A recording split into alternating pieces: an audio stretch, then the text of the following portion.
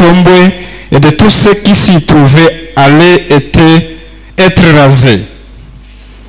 5 jours après, plus de 200 Banyamulenge qui habitaient en Ganja furent effectivement rasés. 2 mois, le vice-gouverneur Rwabanji Rwansi donna un ultimatum de 6 jours. Les Banyamulenge de quitter sans condition les Zaïre et de se exiler au Rwanda.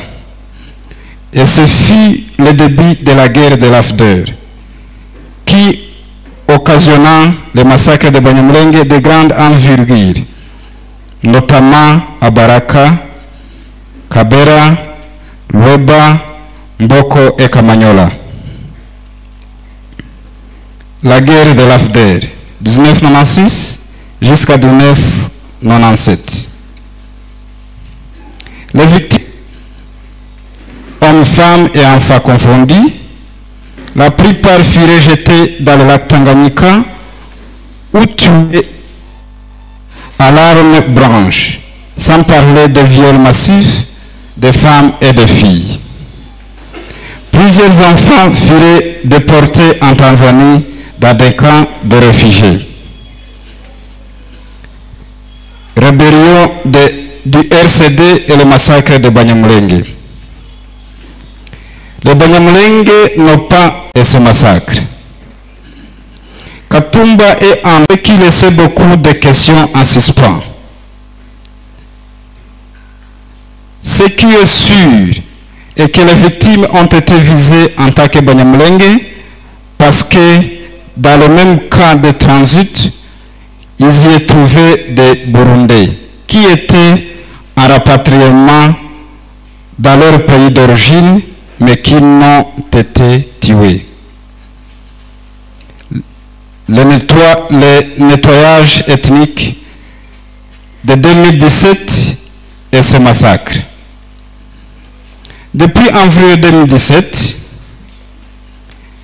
les régions de moyen et haut plateau du territoire d'Ouvira, de Fizi et de Mwenga sont en emploi à une guerre d'épilation ethnique et de génocide de Banyamulenge dans leur milieu d'origine, dans laquelle les milices Maïmaï et les rebelles burundais de Red Tabara participent activement.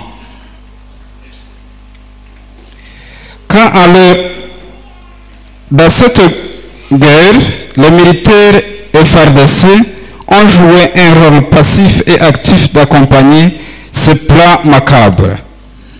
Le rôle passif des FARDC dans cette guerre est que la destruction de tous les villages et de tous les bétails Banyamulenge se sont réalisés sous le regard passif de la FARDC qui ne sont pas intervenus pour protéger les victimes.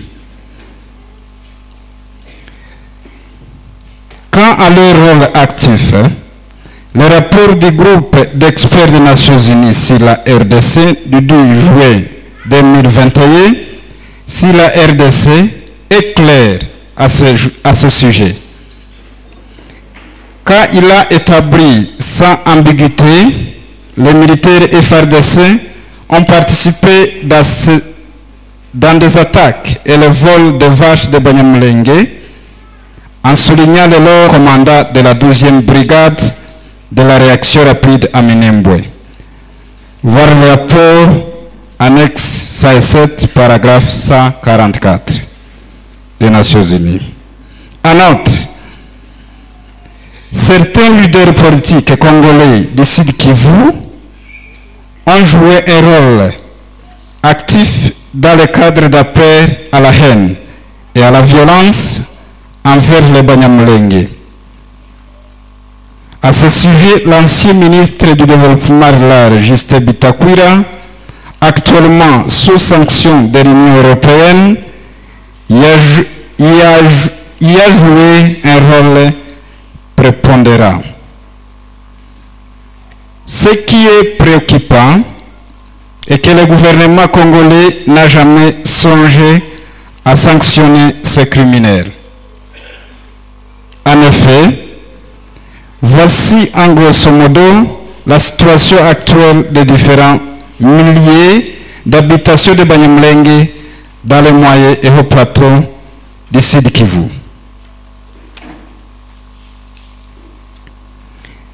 La situation réelle de population ethnique et de génocide de Banyamulenge dans les milliers d'origine. En effet, les Banyamulenge habitent dans 3 territoires du Sud Kivu, notamment les territoires d'Uvira, de Fizi et de Mwenga. Dans ces milliers, ils ont établi au niveau des entités administratives de Bafuliru et Bavira, en territoire d'Uvira, de Minembwe de Tanganyika et de Mtambala en territoire de Fizi et à Nitombwe en territoire de Mwenga. Ainsi, voici comment se présente le niveau réel de population ethnique de Banyamulenge dans chaque région et habitation. La région de Minembwe-Fizi, au moins plus de 60 villages ont été complètement détruits, de Rugezi à Kalingi. Ici, le niveau de nettoyage ethnique est de 70%. La région de Mikalati, Kabara, Kamambo, Fizi, tous les villages ont été complètement détruits et les populations obligées à fuir vers l'étranger ou à être déplacées internes. Le niveau du nettoyage ethnique est de 100%. La région de Bibokoboko, Fizi, le niveau de nettoyage ethnique est total, soit 80%, car il y reste quelques villes qui n'ont pas été détruites. La région de Bijombo en territoire d'Uvira. À part le village de Kwirango, Nyakirango, Kumugeti, Masoro, Kwatahiro, Muramza et Nyarwango, soit 7 villages sur au moins une centaine qui existaient avant cette guerre. Tous les autres villages ont été brûlés et leurs habitants ont déserté la région. Et le niveau de nettoyage ethnique serait de 98%. La région de Lurambo en territoire d'Uvira. Sur 12 000 habitants de cette région, avant cette guerre, il ne reste que quelques 100 habitants vivant sous la protection de la MONUSCO à Kahololo. Le nettoyage ethnique est de 99,9%. À côté de cette destruction en grande échelle des villages Banyamulenge, il faut citer des centaines de milliers de vaches qui ont été tuées ou tuées. Et elles se chiffreraient autour de 100 000 vaches pillées ou tuées. Mais aussi, dans cette guerre de génocide, plus de 800 civils ont été tués. Les rescapés sont concentrés dans quelques villages où ils vivaient sous les menaces d'attaques régulières de milices Maïmaï et de rebelles burundais de Reditabara. Tous les habitants chassés de leurs milliers d'origines respectives ont été dépouillés de leurs billets. Ceux qui vivent dans les camps de déplacés internes n'ont pas d'assistance humanitaire. Donc, ils sont en emploi de fait, de maladies et de manque de protection essentielle. Car ils ne cultivent presque pas, car ceux qui tentent de s'éloigner de 2 km de ces Kweto sont attaqués et tués par les Maïmaï. Nous terminons en lançant un cri d'alarme au gouvernement congolais pour qu'il prenne des dispositions nécessaires pour protéger les membres de notre communauté en employant un génocide là et sûr, s'il y est fait dans l'immédiat. À la communauté internationale, nous lui demandons d'exiger le gouvernement congolais d'assurer la protection de tous les Congolais sans discrimination. Je dis et je vous remercie.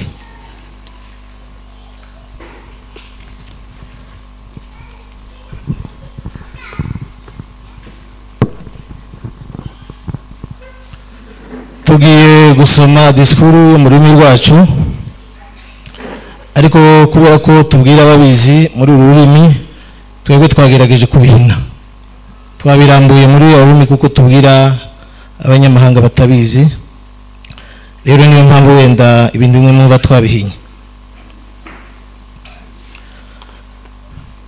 Reka mbere yo gukomeza turahera ku mateka magufi.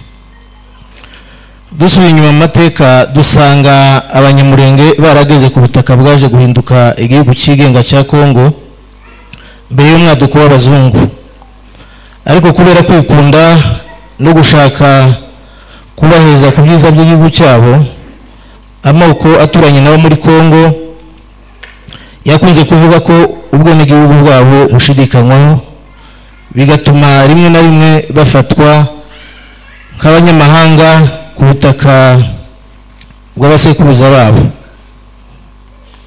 Ibyo byagize ingaruka zikomeye cyane ku mibanire y'abanyamurenge n'abaturanyi babo. Amateka yanditse atubwira ko abanyamurenge bageze ku butaka bwaje kwitwa Kongo kera cyane, kandi akavuga ko bageze mu burasirazuba bwa Kongo mbere y'amoko menshi baturanye, kuko muza kubyumva. Ku rugero, umukurambere witwa Sebugabika yageze mu kibaya cya Rusizi mu kinyejana cya 15 kubera impamvu z'ubukungu n'izijyanye no gushaka inzuri z'inka. Abakomoka kuri byinshi, umwe mu mirara minini y'abanyamurenge yageze ku butaka bwaje kwitwa Kongo hagati y'umwaka w'1510 n'1543. Abasekuruza b'abanyamurenge benshi bageze mu kibaya cya Rusizi mu gihe cyiswe icy'inzara y'ibirayi yabereye mu Rwanda no mu Burundi byo hambere. Iyo nzara yabaye hagati y'umwaka w'1746 n'1802. Muri icyo gihe nibwo abapfurero, cyane cyane abo murara w'abahamba utwaye ubwami bw'abapfurero ubu, bari bagituye mu misozi iri hafi y'aho bakomoka, Iburenyi n'Irwindi. Kandi nko mu 1880 nibwo batangiye kugenda buhoro buhoro berekeza mu kibaya cya Rusizi ahari hasanzwe hatuye abanyamurenge. Icyo gihe abanyamurenge bari bamaze kugera hitwa Imurenge nyirizina, kuko bahageze mu 1850. Kandi abanyamurenge bari igakamba mu kibaya cya Rusizi hagati y'umwaka w'1746 n'1802. I Remera, umurwa mukuru w'ubwami bw'abapfurero, hari hatuwe n'umutwa wo mu Rwanda rwo hambere witwaga Karemera, wari ushinzwe kugemurira ubwami bw'u Rwanda impuzingwe. Kandi birashoboka ko uyu Karemera ari we sekuruza wabagize umurara w'abaremera baje kwihindura abapfurero.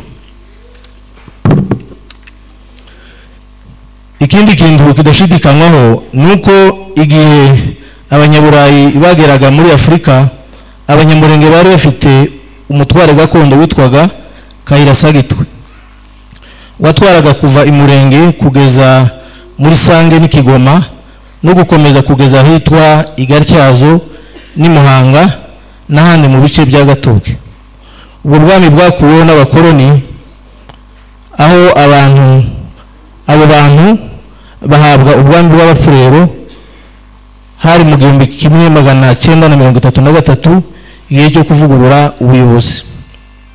Mu myaka y'1881 kugeza mu 1884 abakurambere b'abanyamurenge bari bamaze gukwira muri sheferi y'Abavira, aho bari bamaze kubaka imihana myinshi irimo ahitwa mu Igaryi, kumunanira, mu Gishembwe, ku Gataka ni Karongi, muri groupe Mabudurege yavanyweho mu 1953. Bari bagize 86% by'abaturage bose bari batuye muri ako gace. Tuributse ko muri icyo gihe mu kinyejana cya 19 no kuvuga hagati y'umwaka w'1881 n'1899 aribwo abanyamurenge bagiye muri ho plateau kuragirayo inka zabo. Umushakashatsi George Weiss yerekana ko ako karere ka ho plateau katari karimo abantu, mbese kara karere katagiraga nyirako. Ibi bivuze ko abanyamurenge aribo bageze muri ho plateau mbere y'Ababembe, Abafurero n'Abanyindo. Ibijyanye n'itotezwa n'amakuba abanyamurenge bagiye muri Kongo, ivangura n'akarengane abanyamurenge bakorerwa muri Kongo batangiye kubikorerwa n'abakoloni b'Ababiligi ubwo bakuragaho sheferi ya Kayira, bityo abanyamurenge n'ubutaka bari batuyeho bigashirwa mu bwami bw'Abafurero. Ibi byatumye amoko aturanye nabo atangira kubafata nk'abanyamahanga muri Kongo kubera gutakaza ubutaka bwabitirirwaga. Nyuma y'igihe gito umutwe wiswe Murere uvutse wibasiye abanyamurenge cyane, urabica no kubanyaga amatungo yabo. Ibi byatumye bawibuka ndetse bamwe babaye abarwanyi bawo, ariko nanone wakomeje kubatoteza biza gutuma bawuvamo bahungira muri leta. Dore ubwicanyi uwo mutwe wa Murere wakoreye abanyamurenge. Ku itariki 19 z'ukwa kabiri mu 1966 abarwanyi ba Murere bishe bakoresheje imipanga abagabo 16 ahitwa kuri Kirumba mu karere ka Bijombo.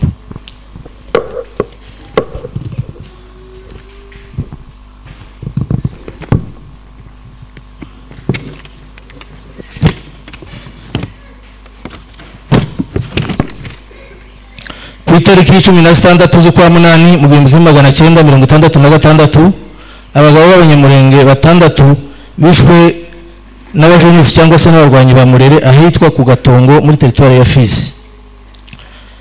Muri icyo gihe abandi bantu 45 biciwe mu mihana itandukanye bishwe n'abarwanyi ba Murere.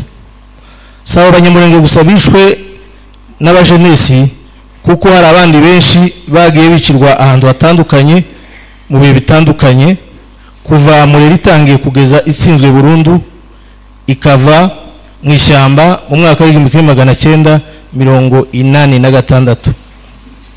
Nyuma yo gutsindwa kw'inyeshyamba za Murere mu 1968 amoko y'Ababembe n'Abafurero n'Abavira n'Abanyindo yari yarashigikiye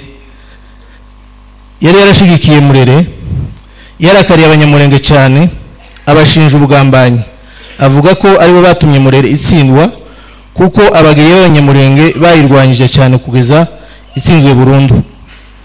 Byatumye abayobozi barimo Rengerugaza umwami w'Abavira n'abayobozi batandukanye ba sekiteri za teritwari ya Fizi b'Ababembe barimo witwa Mutaka, Kirinda, Kisasu, Gitongo na Kisari bacura umugambi wo kwambura abanyamurenge ibyangombwa byabarangaga hagamijwe kubirukana muri Kongo.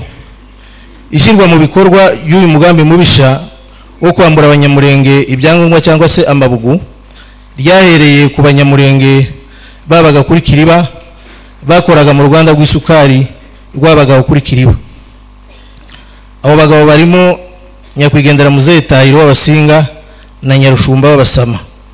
Nyuma yo kubaka ibyo byangombwa bahawe udupapuro tubaranga mu gihe cy'amezi 3, babwirwa ko ayo mezi agomba gushira bageze iwabo mu Rwanda. Ibi byatumye abanyamurenge bahindura izina biyita izina ry'abanyamurenge mu rwego rwo kwitandukanya n'impunzi zo mu Rwanda zari muri ako karere icyo gihe. Mu mwaka wa 1990 habaye igikorwa cy'ibarura cyari kigamije gutandukanya abazahirwa n'abatarabazahirwa, kandi iki gikorwa cyagarukiye gusa mu turere dutuwe n'abitwaga abanyarwanda, ni ukuvuga abatutsi cyangwa se abarwandafone bo muri Nord Kivu n'abanyamurenge. Ibi byateje ibibazo byatumye hapfa Shefu Rukamirwa wiciwe ahitwa mu Gipupu, ndetse byateye n'ifungwa y'abanyamurenge benshi bari muri Byura ho muri Katanga.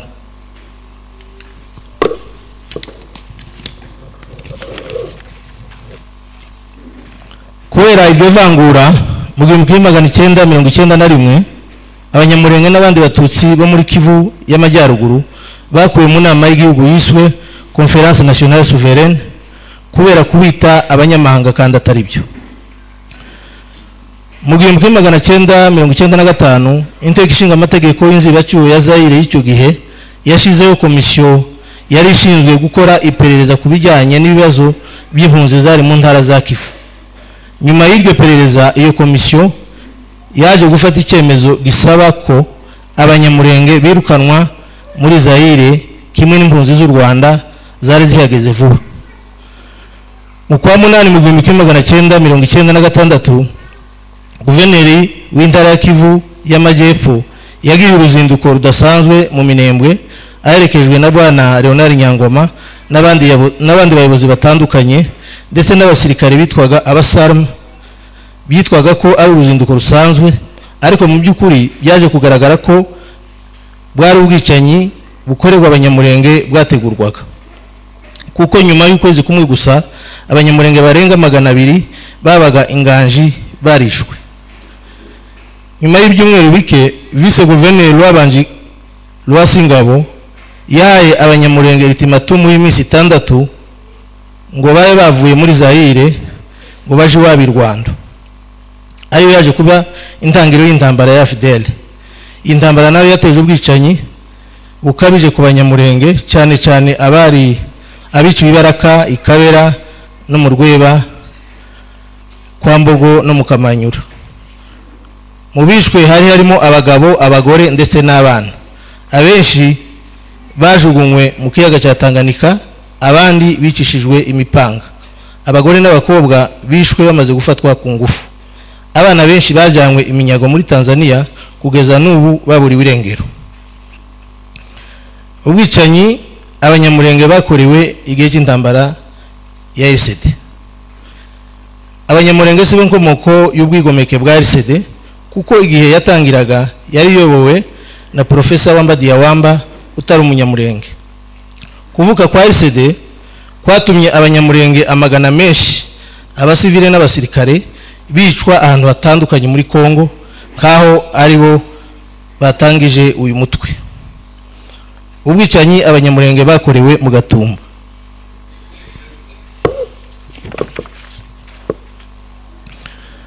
Mu Gatumba ni mu Burundi, igihugu cigenga gifite abashinzwe umutekano barinda abaturage bacyo n'abanyamahanga bari muri icyo gihugu.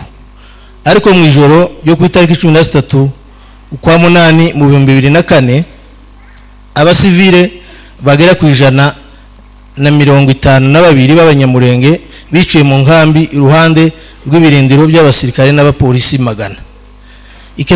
Ikidashidikanywaho nuko abishwe bazize kuba abanyamurenge, kubera ko muri iyo nkambi hari harimo abarundi basubiraga mu gihugu cyabo ariko batishwemo habe n'umuntu n'umwe.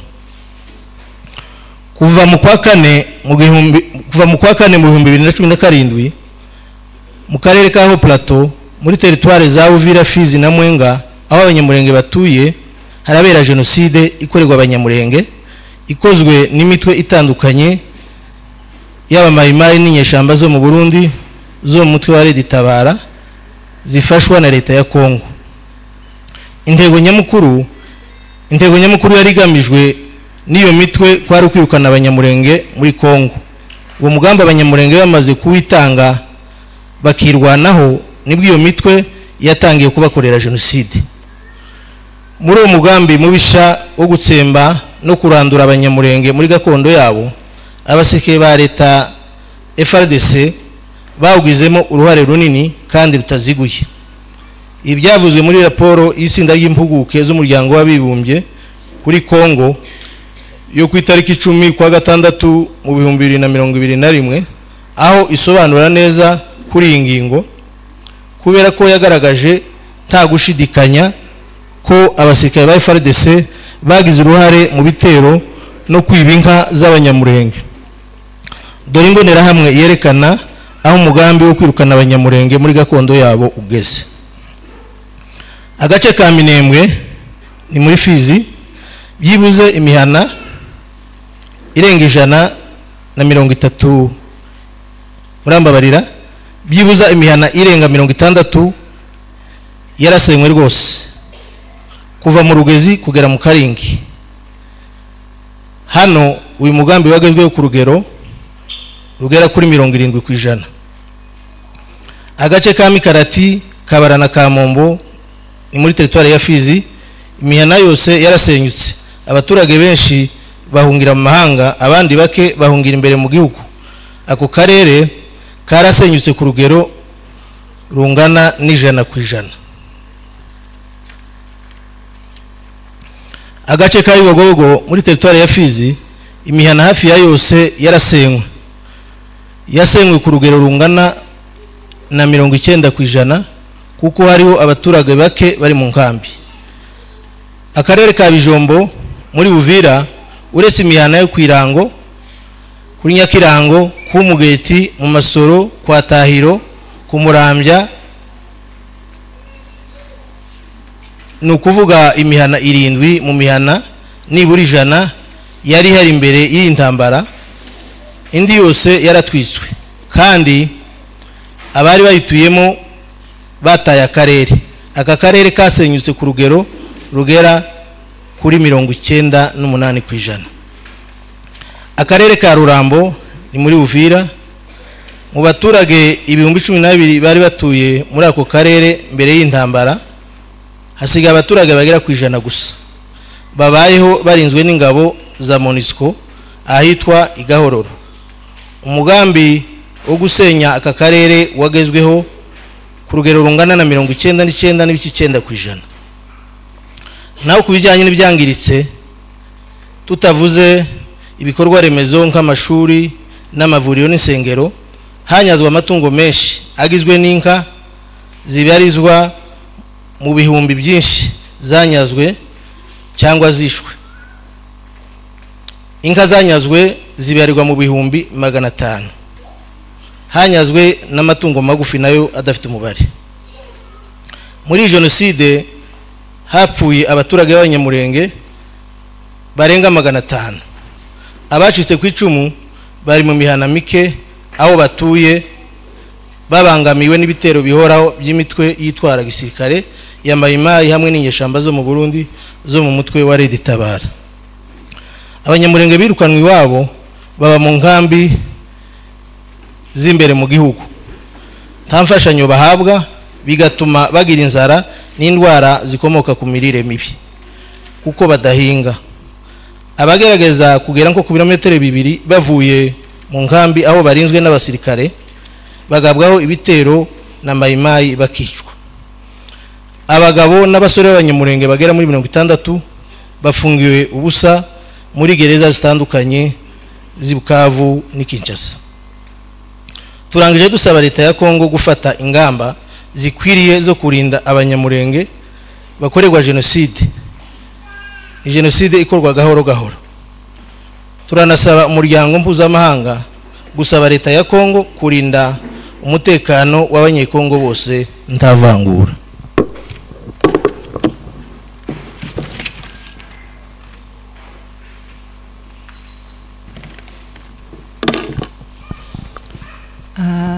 We are going to read in English. We have already read in Kenya-Murenge and French. Now we are going to hear from English, but we are going to combine. So because there are so many. Denunciation of the genocide of Banyamulenge in DRC. I'm going to start where the Banyamulenge has started to be discriminated. What about the beginning of the deal against the Banyamulenge in DRC? One, the discrimination of the Banyamulenge in DRC began with the Belgian colonialization. It began when the latter abolished the chieftains of Kaira by integrate the Banyamulenge population and the lands they inhabited within the chiefdom of Bafuliro, taking advantage of this situation of injustice by the Belgian administration, that the Banyamulenge were treated as foreigner subjects by their Congolese compatriots because of the loss of their territory identity at the level of the territory of Uvira. During the CNL Milelist rebellions, but it was during the so-called CNL Milelist rebellions and the victory that the Banyamulenge won over the rebellions, which caused the amnesty that the tribes of Babembe, Bafuriro, and Banyindu maintained toward the Banyamulenge. Here are the massacres that were committed by members of the CNL against members of the Banyamulenge community. On 1996, the Simba Murele gathered all the innocent civilians from the village of Kirumba in Uvira territory and killed 16 men with machetes. On 16/8/96, six men were killed in the same circumstances by the Simba Murele in the village of Katongo in territory of Fizi. During the same period, 45 other people were killed in different villages by the same Simba Murele. Those figures are not exhaustive, as other people were killed by the same Mulele element in various circumstances until it is totally annihilation in 1986. Just after the first setup back by the members of CNL, these Banyamulenge are chiefs of the Bavira, Lenge, Rugaza chieftaincy, and of the Babembe sectors of the Fizi territory, Mutaka, Kirinda, Kisasu, and Kitongo, and Kisali of the sector of Itombwe Mwenga, conspired to confiscate the identity documents of the Banyamulenge to give them another documents that had the mentions returned to Rwanda. Means it was not Banyamulenge in that time. The victims of this tribalist police was Tahiro of the Basinga clan and Nyarushumba of the Abasama clan, who worked at the Sakafs that the former Kiliba sugar factory. This prompted the Banyamulenge to take this name to distinguish themselves from the Rwandan refugees who were in the area at the time.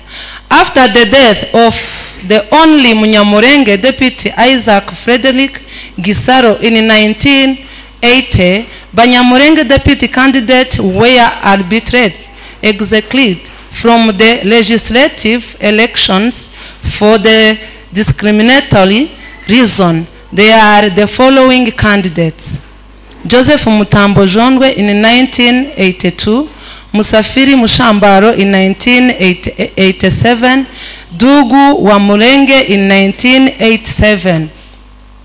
In 1990, there was a so-called national identification. The operation intended to separate Congolese and no Congolese Unfortunately, this operation was limited to the region inhabited by the Banyamulenge, and the Banyamulenge. This caused a fortunate incident here and there for members of Banyamulenge community. Among others, the death of Chief Rukamirwa in Gipupu and the massacre, arrests, and detention of the members of Banyamulenge community in Vyura. In particular, Chief Kingungwa, Mukiza, Rutekereza, Semabarabara, Ruhimza, Kirayi, Gasengo, Rurondo,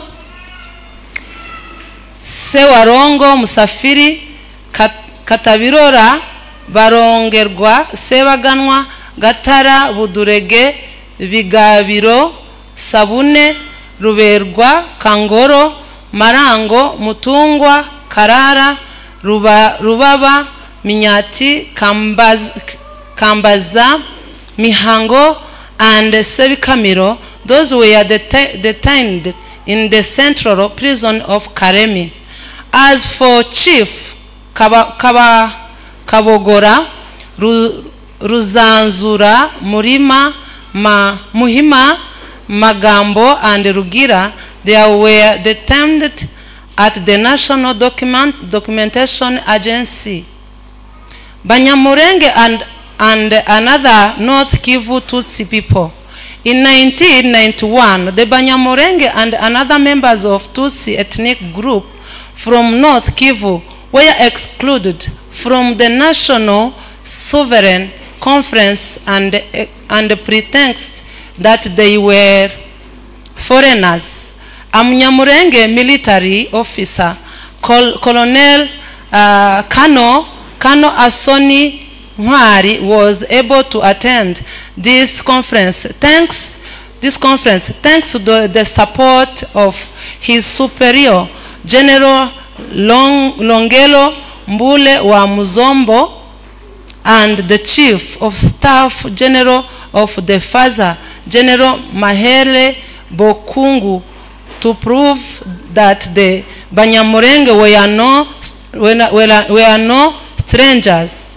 Indeed, to prove that the Banyamulenge were not foreigners, this young Munyamulenge officer, who still had that rank of captain, demonstrated to the speakers that Banyamulenge were not the only one absent on the list of Zairian tribes that they blended.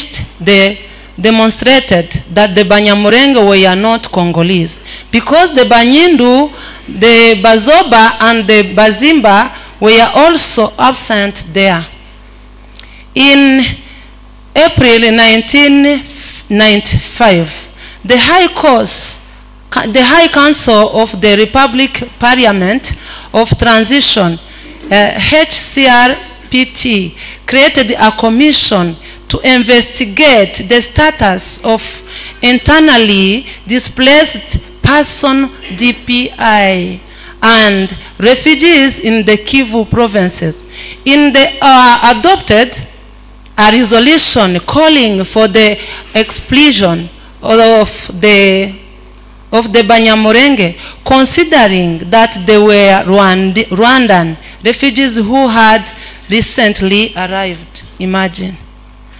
In August 1996, the governor of the South Kivu region made an improved visit to Minembwe, accompanied by Mr. Nyangoma and Zairian regional and military authorities from the CRMM, the Civilian Guard, and the Gendarmerie, and Mr. Leonard Nyangoma was presented there as head of the High Commissioner for Refugee UNHCR. But the genocide of the Banyamulenge was prepared. His exclusion date was set for September 15, 1996. After the declaration of Chief of Staff of the Faza, according to which the Itombwe mountains and all that is there would be raised. More than 200 Banyamulenge who lived in Nganja were effectively raised, killed, and massacred.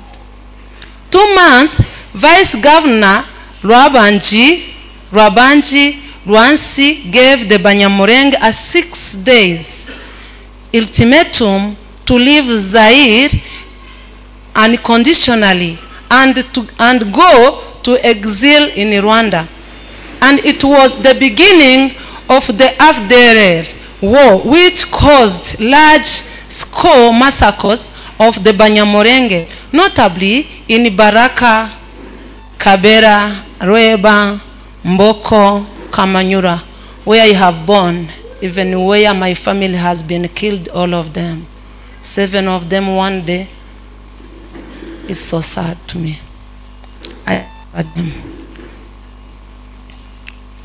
The FDLR war, 99, 96, 99, 97, the victims of tragedy numbers several hundred civilians, killed men, women, and children alike. Most were thrown into Lake Tanganyika when they are alive, or stabbed to death, not to mention the mass raped of women and girls. The victims of this tragedy number several hundred civilians, killed men, women, and children. Several children were deported to Tanzania as refugees. The RCD rebellions and the Banyamulenge massacres. The Banyamulenge were not at the origin of the DRC rebellions, because the latter, when it broke out, was led by Wamba Diawamba, who was not Munyamulenge at the beginning of this rebellion. The Banyamulenge will be massacred everywhere in DRC. Civilians and soldiers confused as if they were the one who started it. Here are some no exhaustive figures of the people who were massacred at the start of these rebellions. Kinshasa, 203 soldiers and civilians combined. Lubumbashi, 101 soldiers and civilians combined. Kamina, 60 soldiers and training. Kalemi, Moba, Kirungu, and Mpweto, 134. Bujimai, 13 soldiers. Likasi, 7 soldiers. Kisangani, Walikale, Lubutu, 85 soldiers. Kindu, 13 soldiers. Let us emphasize that those soldiers were not in deceit, so that they would be massacred, but they were killed simply because they were Banyamulenge. 2004, Bukavu War. Although this war pit Mutebusi and Munyamulenge against this hierarchical superior Nabiorwa, the Banyamulenge civilian population was not affected by the war. Unfortunately, during the war, 39 innocent Banyamulenge civilians was massacred. The Egmat of Katumba, and it was massacres. Gatumba in Burundian territory, a sovereign country that has its security force to protect its inhabitants and foreigners in its territory. But on the night of August 13, 2004, 152 Banyamulenge civilians were massacred at a few 100 military and police garrisons, leaving many questions unanswered. Normally we don't have answer to answer the question we give to us. at the few hundred military and police, leaving many questions unanswered.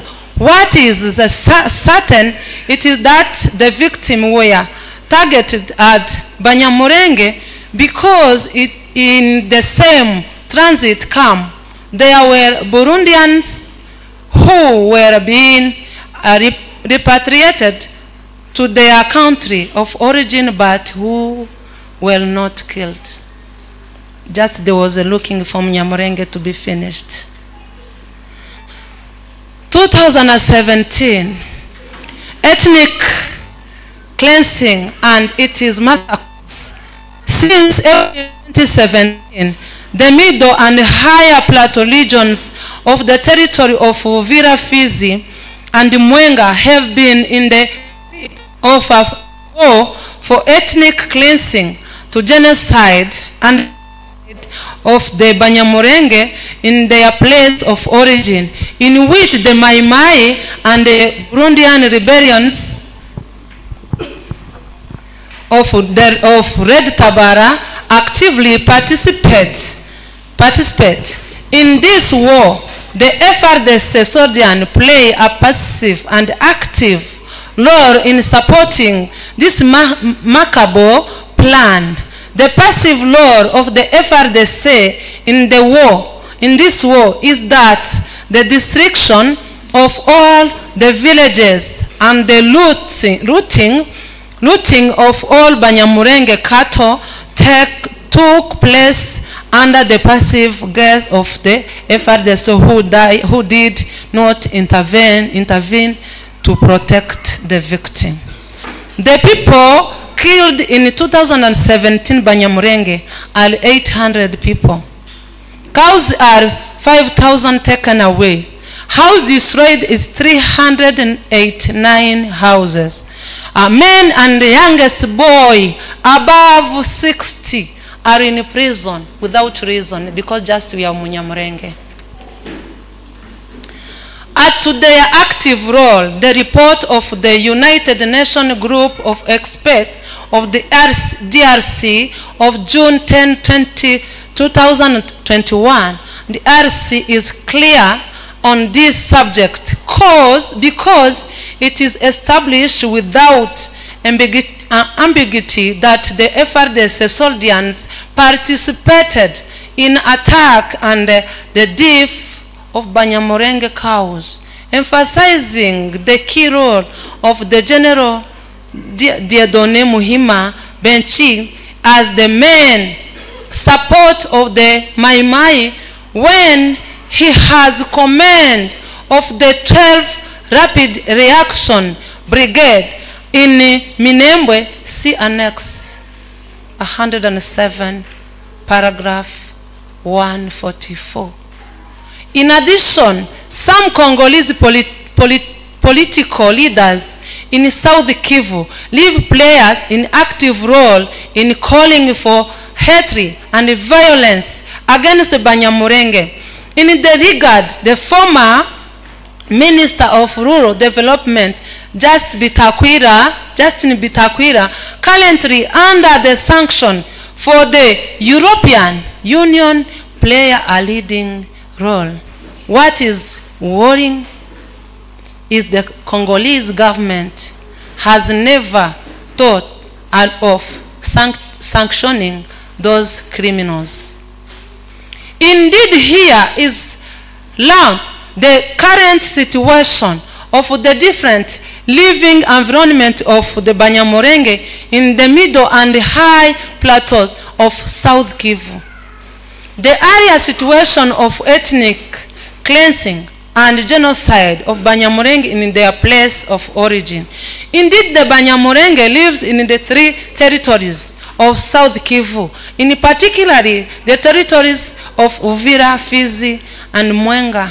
In those environments, they were established at the level of the administrative entity of Bafuliru, Bavira, and Bavira in the territory of Uvira, Minembwe of Tanganyika, and Mutambala in the territory of Fizi, and Itombwe in the territory of Mwenga. Here, is how the real level of ethnic cleansing of Banyamulenge presents itself in each region of their habitation. The region of Minembwe Fizi, at last more than 60 villages have been destroyed completely from Rugezi to Karingi. Here, the level of ethnic cleansing is 70%. In the Mikarati, Kabara, Kamombo region Fizi, all the villages were destroyed completely, and the population were forced to flee abroad or to be internally displaced. The level of ethnic cleansing 100%. Bibogobogo region, Fizi, the level of ethnic cleansing is totally 800%, because there are only a few cities left that were not destroyed. The Bijombo region, Uvira, apart from the village of Kwirango, Nyakirango, Kumugeti, Masoro, Kwatahiro, Muramza, and Nyarwango, Nyarurango, it's Nyarurango, Nyakirango, 7 villages out, at last 100 that existed before this war. Please, can you keep silent?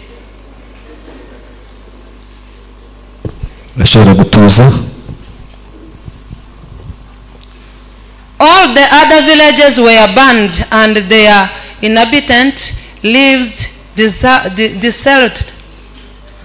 The region and the level of ethnic cleansing would be 98%.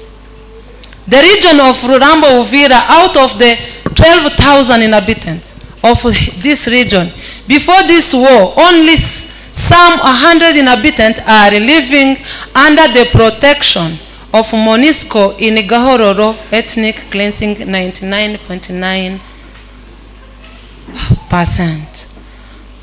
Alongside those large-scale destruction of Banyamulenge village, we must mention hundreds of thousands of cows that have been killed or killed. They would be numbered around 1,000 cows were looted or killing. But also in this genocide war, more than 800 civilians were killed. The survivors are concentrated in a few villages where they live under the threat of legal attack by Mai militias and Burundian rebellion from Red Tawara. All the inhabitants driven out of the respective places of origin were stripped of their goods. Those living in IDP camp have not humanitarian assistance, so they are plagued by the hunger, disease, and lack of essential protection because they hardly cultivate, because those who tried to move away from the ghetto to mill attacked and killed by the Mai. We end by ensuing a cry of alarm to the Congolese government to take the necessary measures to protect the members of our community from the prey of a slow and sure genocide if nothing is done immediately. To the international community, we ask them to demand that the Congolese government ensure the protection of all Congolese without discrimination. May God bless you.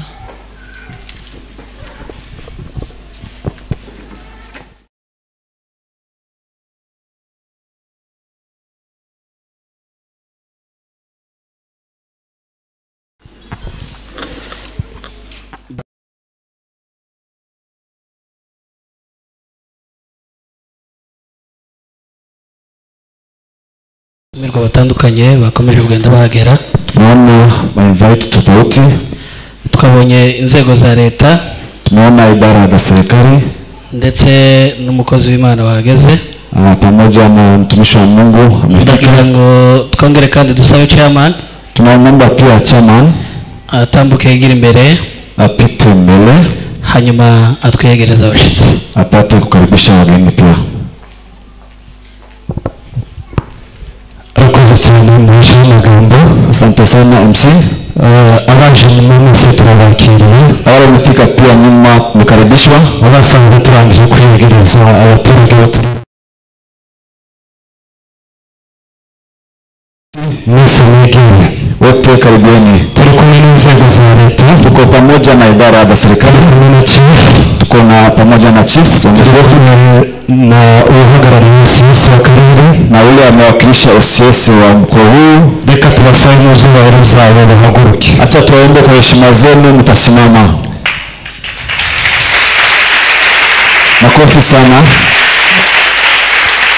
Yes. Mugihagaze mkiwa mmesimama bado. Turi kumwe na Bishop. Tuko pamoja na Bishop. Twatumye kubana natwe. Huyu ndio tumemwalika kuwa pamoja na sisi. Ari kumwe na timu yiwe. Ako na timu yake kubwa. Muvyo bairusanye muhaguruke. Mtasimama kwa heshima zenu. Riterano ryose ribakire. Lafu kongamano liwakaribishe. Turabakiriye muri kino cyicaro. Karibu sana kwa kongamano hili. Muraba gaciro kuri twe. Ninyi ni watu wa dhamani sana kwetu. Rero mwegere hano muri kino cyicaro. Karibie kwa kongamano hili. Tubane kandi dukomezanye muri zigaro. Pamoja tuendelee kuimarishana kwa wenzero. Amashi menshi tubakomera amashi. Makofi tukipiga wakiketi. Murakoze cyane mwana. Asante sana. Arakoze cyane chairman. Asante sana chairman. Ndagira ngo mbasabe mu mashi menshi dushimire leta ya Kenya. Kwa makofi mengi tutape kushukuru serikali ya Kenya. Yaduhaye ubuhungiro uyu munsi abari hano tukaba turi amahoro. Ambayo imetupea hifadhi wale wako hapa sisi tuko salama. Twongere kandi tubakomera amashi menshi. Makofi tena sana. Hanyuma nanone ndaza kubasaba kutwihanganira kubera impinduka ho gatoya za. Nitawaomba kidogo tuvumilia kwa sababu ya changes kidogo zimeingia kwa program. Twateguye discours ndende kugira ngo tubashe. Ilikuwa ndefu tena ilikuwa kwa lugha tatu ili ipate kusikika kwa kila mahali. Byari ngombwa yuko ubwo butumwa bwagombaga kugera. Libidi ili tupate kuwasilisha ujumbe kwa watu tofauti. Ndagira ngo twakire utugezaho incamake y'ubuhamya n'amateka y'ivyangiritse. Nataka tumkaribishe mtu atatutoa kwa ufupi ya yale mambo yameharibika kwetu kwa kuanzia mwaka 2016. Arakoze cyane.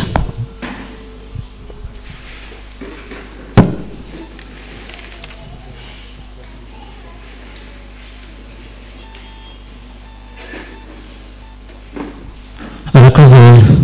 Asante sana. Umuhesha amagambo MC. Kandi murakoze mwese bitavye uru rubanza.